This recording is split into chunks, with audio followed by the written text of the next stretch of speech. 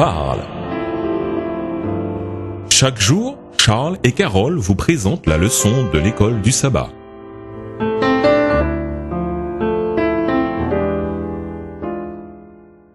Bonjour chers auditeurs, Bonjour à tous. nous voilà pour une nouvelle leçon intitulée Les lois au temps du Christ. Étude allant du 29 mars au 4 avril. Sabbat après-midi, étude de la semaine. Luc 2, les versets 1 à 5, Hébreux 10, le verset 28, Deutéronome 17, les versets 2 à 6, Lévitique 1, les versets 1 à 9, Luc 14, les versets 1 à 6, Jérémie 2, les versets 8 à 12. Verset à mémoriser. Quand des non-juifs qui n'ont pas la loi font naturellement ce que prescrit la loi, ceux-là qui n'ont pas la loi sont une loi pour eux-mêmes. Romains 2, verset 14. Dans la plupart des sociétés, diverses lois sont en vigueur simultanément. Il peut s'agir de lois générales qui s'appliquent à tout le monde et en même temps de lois locales qui prévalent dans une communauté donnée mais pas dans une autre. À l'époque du Nouveau Testament, quand quelqu'un utilisait le mot courant pour loi, nomos en grec, lex en latin et Torah en hébreu, il pouvait très bien faire référence à n'importe quelle loi parmi toutes celles qui existaient. Souvent, le seul indicateur qui permettait de déterminer de quelle loi on parlait exactement était le contexte de la conversation. Ainsi, dans notre étude de ce trimestre, nous devrons toujours garder à l'esprit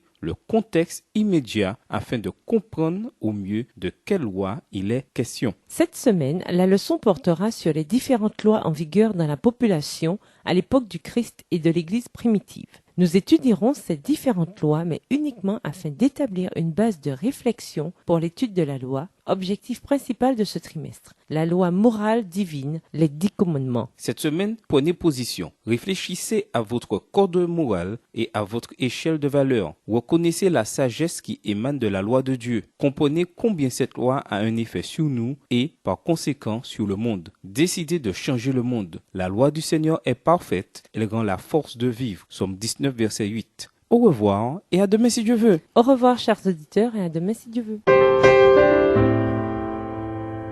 Dieu nous parle. C'était Dieu nous parle, présenté par Charles et Carole.